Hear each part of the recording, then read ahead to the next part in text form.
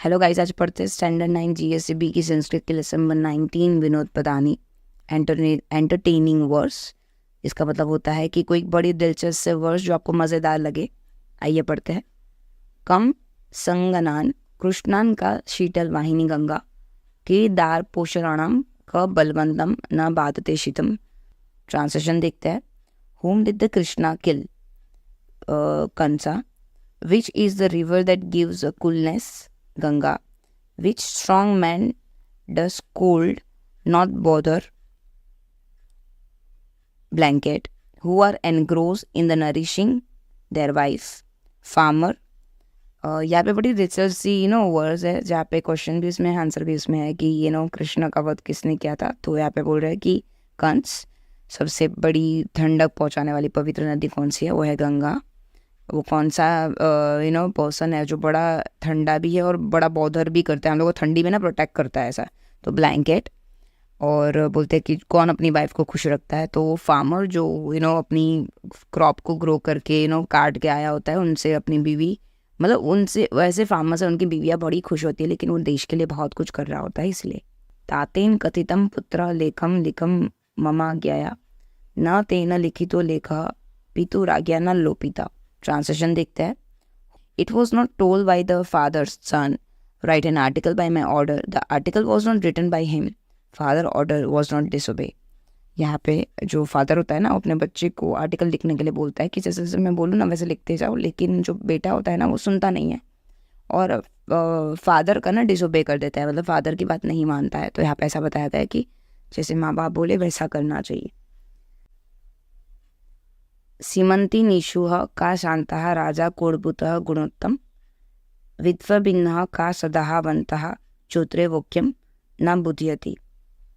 Who is quite among the married ladies? Sita, who was the best king in the respects of quality. Ram, who is always worthy to be saluted by the scholar, education. All this is said here itself, but it is not understood.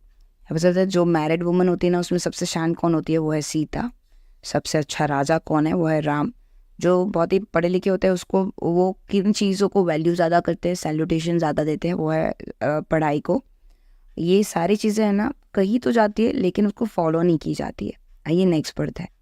वज्रंती पद्मानी कदहा विकासम प्रिया गते भर्तरी की करोति रात्रो च नित्यम विरहा तुरहा का सूर्योदय रोदितः चक्रवाकी।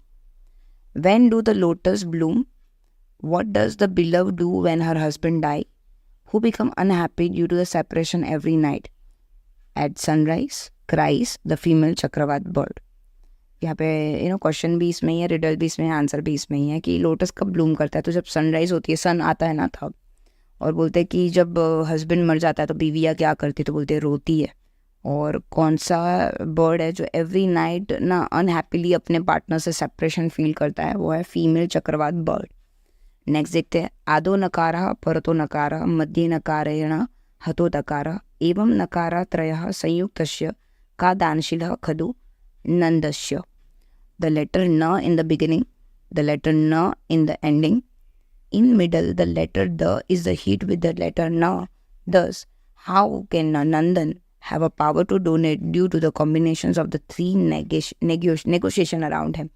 यहाँ पे एक वर्ड को डिस्क्रिप्शन दिया हुआ है कि आगे का वर्ड न है, पीछे का वर्ड न है, बीच में द है। तो हमारा वर्ड बन गया नंदन। नंदन का मतलब होता है जिसके अंदर बहुत पावर है डोनेट करने का। ये कॉम्बिनेशन किसका है? तीनों नेगेटिविटी का। लेकिन डोनेशन एक अच्छी चीज़ है, लेकिन ये तीन नेगेटिव वर्ड से बनी हुई है। आइए आगे पढ़ते हैं। एकोना विशंति त्रीणः स्नानः सरयुगतः विशंति पुराणायः एको व्याधेन भक्षिणः।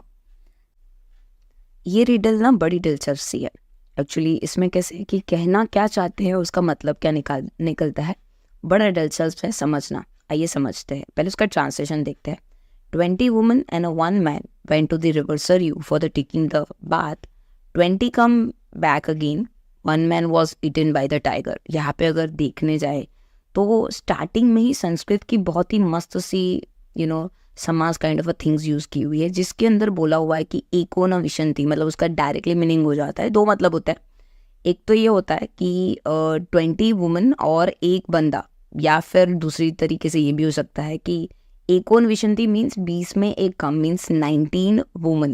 तो अगर 19 वुमन गई होगी तो बट ऑलवेज 19 वुमन ही वापस आएगी और एक बंदा गया होगा तो एक ही बंदा वापस आएगा। लेकिन जब आप पढ़ते हो तब आपको कन्फ्यूजन क्रिएट होता है कि 20 गया, 20 लड़कियां गई, 20 वुमन गई, एक लड़का गया, तो फिर एक 20 ही वापस आए, एक जो है वो टाइगर खा गया। बट एक्चुअली यहाँ पे रिडल में ऐसा नहीं है।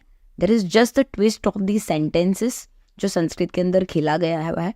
इसके अंदर क्लियरली उसका मतलब ये हो गया 19 फीमेल गई है और एक मेल गया है। तुदो हम पत्रमः हित्वः चरो अस्मिह मध्यम विनः आदम मध्यानि एतुक को भवानी वंदुद्भो leaving the first letter I am टूर without the middle letter I am चर say who I am first middle last letter answer is चतुर।